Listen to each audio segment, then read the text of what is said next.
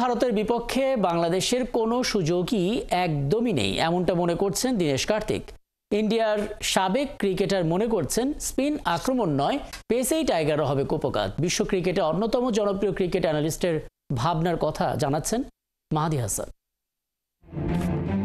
পাকিস্তানকে white wash করা সোনালী সাফল্য, সাথে বাংলাদেশ ভারতের মধ্যে চলমান কিছুটা রাজনৈতিক অস্থিরতা টাইগারদের গুরুত্ব বাড়িয়েছে। এই দুই ফ্যাক্টর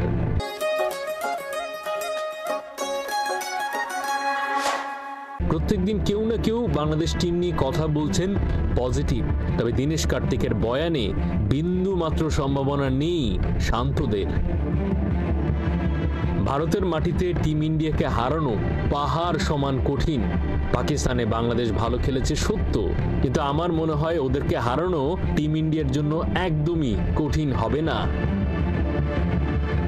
ভারতীয় দলে প্রধান ক্রিকেটারদের সাথে পরম বন্ধুত্ব ডিকের, এছাড়া সম্প্রচার চ্যানেলও ইদানিং গুরুত্বপূর্ণ ভূমিকায়। টিম ইন্ডিয়ার ভেতরকার প্ল্যান কেমন দীনেশ কার্তিক দিয়েছেন সেটার একটা আয়নাও।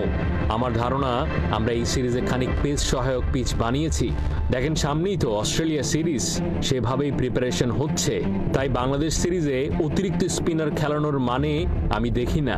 দুই স্পিনার রবিচন্দ্রন আশ্বিন আর রবীন্দ্র জাদেজা এবং সাথে তিনজন পেসারকে খেলাতে পারে ইন্ডিয়া। চেন্নাইয়ের প্রথম টেস্টের উইকেটের রং লাল, ঘাসও আছে। কাভার সরানোর পর এমনটাই দেখতে পেয়েছেন গণমাধ্যম কর্মীরা।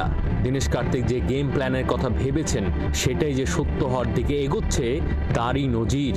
অর্থাৎ স্পিন বলে সবাই যে মুখে ফেনা তুলছে, সেটাতে ফাস্ট বোলাররাই হয়ে পড়তে পারেন মুখ্য চরিত্র।